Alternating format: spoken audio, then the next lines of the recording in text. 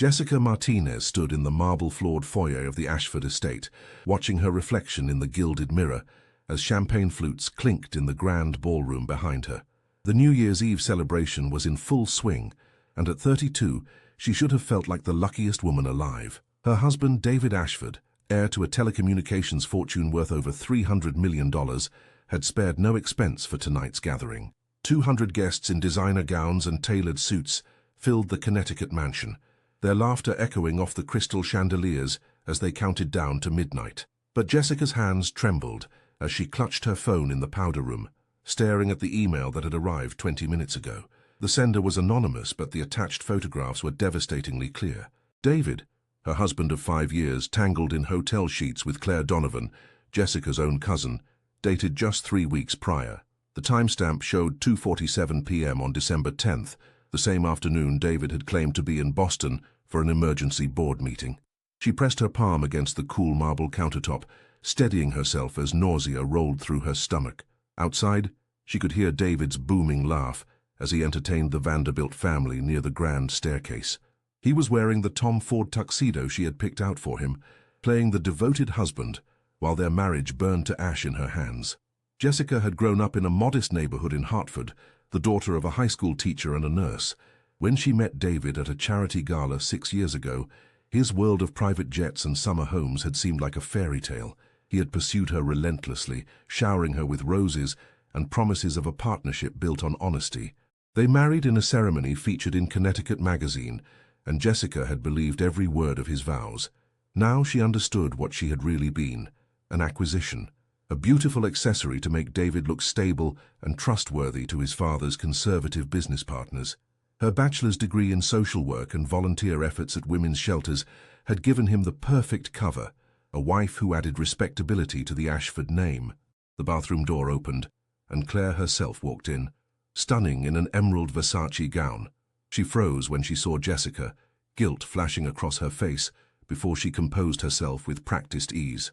"Jessica, I was just looking for you," Claire said, her voice too bright, too casual. "Were you?" Jessica heard herself reply, her voice eerily calm despite the fury building in her chest. "That's interesting timing." Claire's eyes darted to the phone in Jessica's hand, and understanding dawned. Her cousin's face paled beneath her carefully applied makeup. "It's not what you think," Claire stammered, the oldest lie in the book. "Really?" Jessica held up the phone, showing the photographs. "Because it looks exactly like what I think. It looks like you've been sleeping with my husband."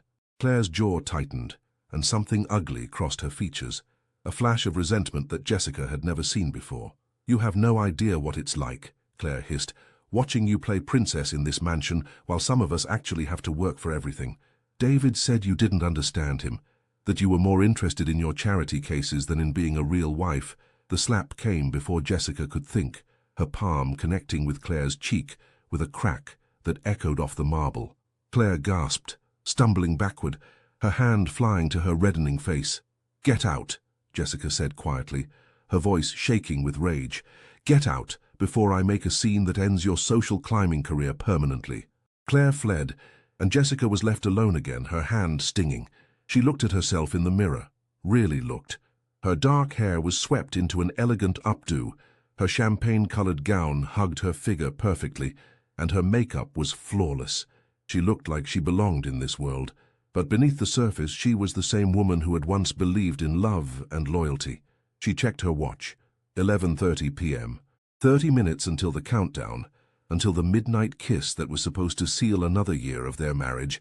Jessica made a decision then, standing in that opulent bathroom, surrounded by gold fixtures and imported Italian tile. She would not be silent. She would not protect David's reputation at the expense of her own dignity. She smoothed her dress, refreshed her lipstick, and walked back into the ballroom with her head held high. David was holding court near the fireplace, a crystal tumbler of bourbon in his hand, as he told some story that had the Henderson family laughing uproariously. He saw Jessica approaching and smiled that megawatt smile that had once made her heart race. "There's my beautiful wife," he announced, reaching for her hand. His grip was possessive, his fingers tight around hers as he pulled her close. "I was wondering where you'd disappeared to. I had something to take care of," Jessica said evenly, meeting his eyes. She could smell the bourbon on his breath, See the slight glassiness that meant he was on his fourth drink. Good. Let him be confident and careless. Well, you're back just in time, David said, checking his Rolex. 20 minutes to midnight. I've got a special surprise planned for you. Jessica felt her stomach twist, but she kept her expression neutral. How thoughtful. I have a surprise for you, too. The minutes ticked by with agonizing slowness as Jessica moved through the crowd, accepting compliments on her dress and the lavish party. She noticed Claire hovering near the exit, her cheek still bearing a faint red mark, shooting nervous glances in Jessica's direction. David's mother, Patricia Ashford, a formidable woman in her late 60s who ran the family's charitable foundation, cornered Jessica near the champagne fountain. "Darling, you look pale," Patricia observed, her sharp blue eyes missing nothing. "Is everything all right?" Jessica had always respected Patricia, who had built her own career before marrying into the Ashford fortune. The older woman had taken Jessica under her wing, mentoring her through the complexities of high society and philanthropic work. The thought of what was about to happen, the scandal that would shatter this family, made Jessica's resolve waver for just a moment. "Actually, Patricia, there's something I need to tell you," Jessica began, but was interrupted by the sound of a spoon tapping against crystal. David stood on the raised platform where a jazz quartet had been playing earlier, commanding everyone's attention with the natural authority of someone born into wealth. The room quieted, 200 faces turning toward him expectantly.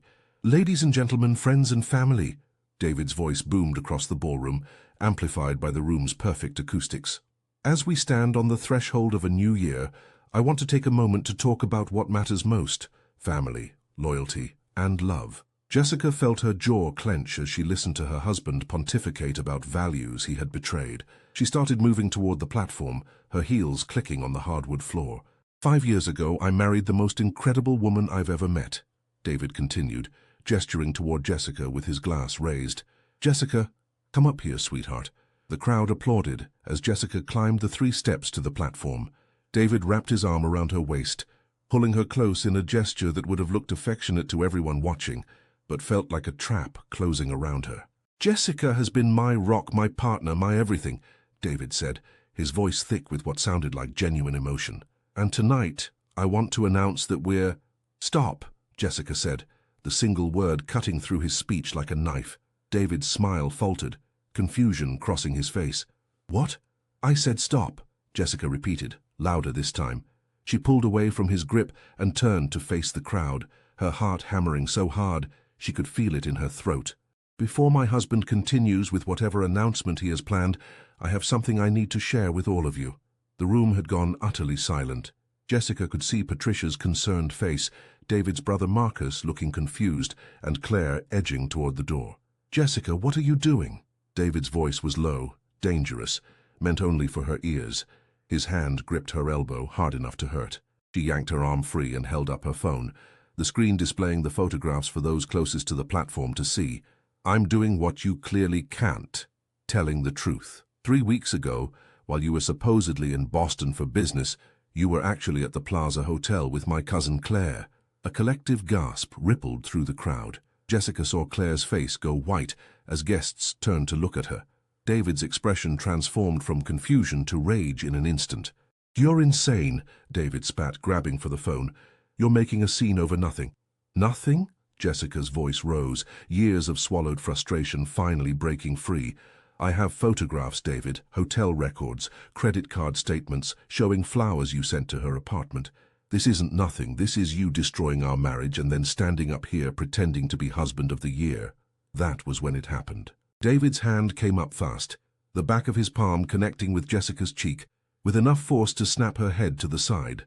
The crack of skin on skin echoed through the shocked silence of the ballroom.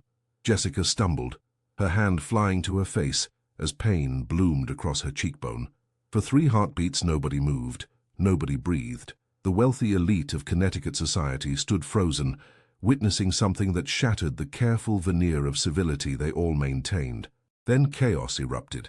Patricia Ashford was the first to move, charging toward the platform with a fury Jessica had never seen in the usually composed woman. "David Matthew Ashford, what have you done?" she shouted, her voice cutting through the shocked murmurs spreading through the crowd. Marcus, David's younger brother, was right behind her, his face dark with anger as he bounded up the platform steps. "You put your hands on her?" Marcus grabbed David's shoulder, spinning him around. In front of everyone?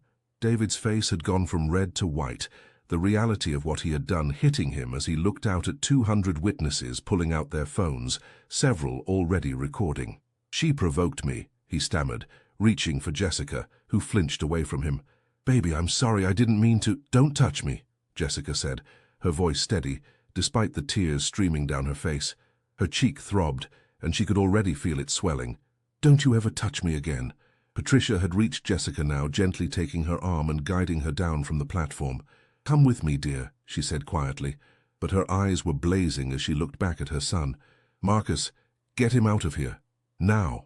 "Mom, you don't understand," David protested, but Patricia held up one perfectly manicured hand. "I understand that I raised you better than this," Patricia said, her voice like ice. "I understand that you just committed assault in front of half of Connecticut society, and I understand that there are at least 50 cameras that captured every second of it." She paused, letting that sink in. "Get out of my sight." As Marcus physically escorted a protesting David from the ballroom, Patricia led Jessica to a quiet study off the main hall. The older woman's hands were gentle as she examined Jessica's face, her expression grim. "I'm calling the police," Patricia said, reaching for the phone on the mahogany desk. "No," Jessica said quickly, then reconsidered. "Not yet. I need to think." Patricia studied her for a long moment, then nodded. "All right, but we're documenting this. And you're not going back to him." Jessica sank into a leather chair, her entire body starting to shake as the adrenaline wore off. Through the closed door she could hear the party disintegrating, guests making hasty excuses as they fled the scandal. Her phone buzzed continuously with texts and calls. "I can't believe he hit me," Jessica whispered, touching her tender cheek. 5 years of marriage, and I never saw this side of him. Or he was very good at hiding it, Patricia said grimly, sitting across from her. "My son has always been skilled at maintaining appearances. But violence, Jessica, that crosses a line that can never be uncrossed." The door opened, and a woman Jessica recognized as Eleanor Hastings, a prominent family law attorney and Patricia's longtime friend, entered without knocking. "Patricia called me," Eleanor explained, setting down a briefcase. "Jessica, I need you to tell me everything that happened tonight, and I mean everything. We're going to protect you, but we need to move fast." Over the next hour, Jessica recounted the entire evening, the anonymous email, the confrontation with Claire, David's public announcement that she now realized had probably been planned as some manipulative gesture to control the narrative. Eleanor took meticulous notes, occasionally asking clarifying questions. "The photographs were sent anonymously?" Eleanor asked, frowning. "Any idea who might have sent them?" Jessica shook her head. "No idea. But whoever it was, they did me a favor." "Or they're playing a larger game," Eleanor mused. "Anonymous tips during major social events, that's calculated. Someone wanted maximum impact." Before Jessica could respond, Marcus appeared in the doorway, his expression troubled. "Jessica, I'm so sorry. I had no idea David was capable of this. He's locked himself in the West Wing, refusing to talk to anyone." "Let him sulk," Patricia said coldly. "Jessica, you'll stay here tonight in one of the guest suites. Tomorrow we'll get you moved to a secure location while Eleanor begins divorce proceedings." "You're helping me?" Jessica asked, surprised. "He's your son." Patricia's face softened slightly. "He's my son, and I love him. But what he did tonight is unforgivable. And you, Jessica, you've been nothing but good to this family. I won't let him destroy you to protect his own reputation." As midnight approached and fireworks began exploding over Long Island Sound, visible through the study's windows, Jessica made her decision. She pulled out her phone and began typing a post for her social media accounts, which had thousands of followers thanks to her charitable work. "What are you doing?" Eleanor asked warily. "Taking control of my own story," Jessica replied, her fingers flying over the screen. "Before David's PR team spins this into something it's not." She wrote, "Tonight my husband David Ashford struck me in front of our family and friends after I confronted him about his infidelity. I'm sharing this not for sympathy, but because I know there are women watching who are making excuses for partners who hurt them. I was one of those women once rationalizing smaller moments of control and cruelty. No more. This is not love. This is not a private matter. This is assault, and it's unacceptable regardless of wealth or social standing." She attached a photo someone had already posted online. It was trending on Twitter. the moment of impact captured in brutal clarity. Before anyone could stop her, she hit post. Within minutes, her phone exploded with notifications. The story was spreading like wildfire across social media platforms. News outlets were already picking it up, Connecticut's elite domestic violence playing out in real time for the entire world to see. Eleanor looked at the post and slowly nodded. "Well, you certainly took control. There's no managing this now, it's out there." "Good," Jessica said firmly. "Let everyone see who David Ashford really is." The next morning, Jessica woke in a guest suite at the Ashford estate, her face swollen and bruised. Patricia had arranged for a doctor to examine her overnight, documenting her injuries with photographs and a medical report. The evidence was building, ironclad and undeniable. Her social media post had gone viral. Major news networks were covering the story, several featuring interviews with domestic violence advocates, praising Jessica's courage in speaking out publicly. The Ashford family's public relations team had released a bland statement saying the matter was being handled privately, but the internet wasn't buying it. What surprised Jessica most were the messages flooding her inbox. Hundreds of women sharing their own stories of abuse, thanking her for her bravery, describing how they had felt invisible until they saw someone from a wealthy, privileged background acknowledge that domestic violence could happen anywhere. Eleanor arrived at 9 a.m. sharp with a stack of documents. "David's lawyers are already reaching out about settlement," she said, spreading papers across the breakfast table where Jessica sat with Patricia. "They're desperate to keep this quiet, which means we have leverage." "I don't want his money," Jessica said quietly. "I just want out." "That's noble, but impractical," Eleanor replied bluntly. "Connecticut is an equitable distribution state. You're entitled to a fair share of marital assets. More importantly, taking a substantial settlement sends a message that his actions have real consequences." Patricia nodded agreement. "She's right, Jessica. David needs to understand he can't buy his way out of accountability." Over the following days, the full picture emerged. The anonymous email had been sent by Sarah Chen, a former Ashford Industries employee whom David had harassed into quitting 2 years earlier. Sarah had been collecting evidence of David's various affairs and abuses of power, waiting for the right moment to expose him. When she learned about Claire through industry gossip, she had hired a private investigator and timed the revelation for maximum impact. She wanted to destroy his credibility before he could take over as CEO, Eleanor explained. "Your New Year's Eve confrontation did exactly that. Indeed, the fallout was swift and brutal." Ashford Industries' board of directors issued a statement removing David from his position as heir apparent, citing personal conduct inconsistent with company values. Several major investors threatened to pull funding if David remained involved in company leadership. The Ashford family fortune would continue, but David's access to it became severely restricted. Claire had fled to her parents' home in Rhode Island, her own social standing in tatters. Jessica had blocked her number, feeling nothing but cold indifference toward the cousin who had betrayed her. The divorce proceedings moved quickly once Jessica agreed to file. David's lawyers pushed for a quiet settlement, but Eleanor held firm on Jessica's demands. A fair division of assets, a public acknowledgement of wrongdoing, and a substantial donation to domestic violence prevention organizations in Jessica's name. 3 months later, Jessica stood in a downtown Hartford community center, addressing a room full of women who had survived domestic violence. She had used part of her settlement to help fund an expansion of the shelter's services, adding legal aid and job training programs. "I'm not going to stand here and pretend I'm a hero," Jessica told the assembled group. "I had resources most of you don't have, money for lawyers, family support, a platform to share my story. But what I learned is that abuse doesn't discriminate. It happens in mansions and in apartments, to educated women and uneducated women, to the wealthy and the struggling." She touched her cheek, where the bruise had long since faded, but the memory remained.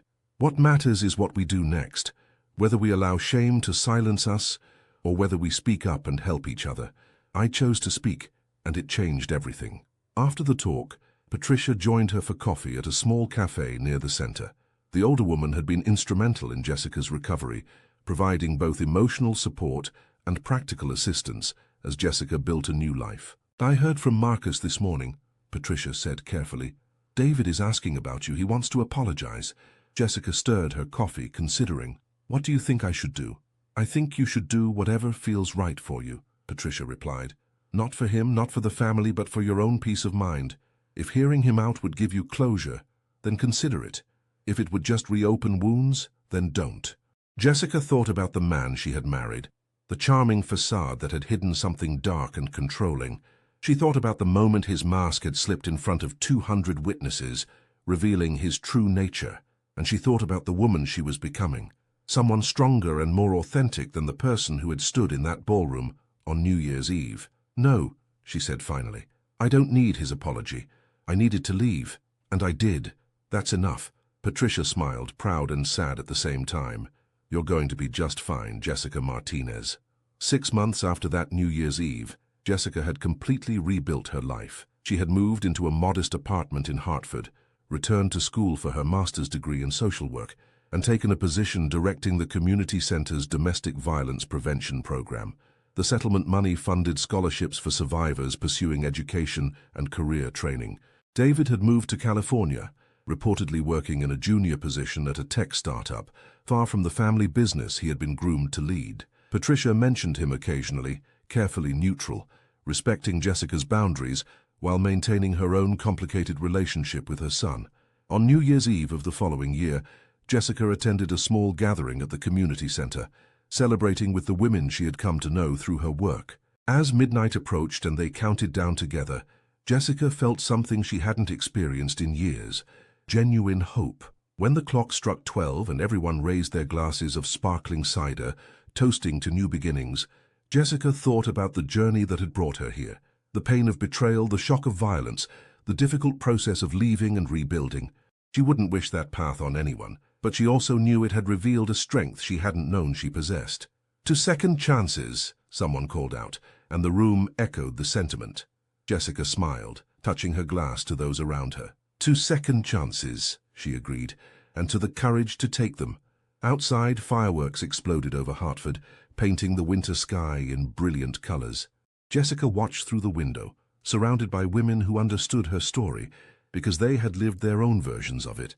In that moment, standing in a modest community center, far from the marble halls of the Ashford estate, she felt wealthier than she ever had in her marriage, because she was free, and freedom, she had learned, was worth more than any fortune.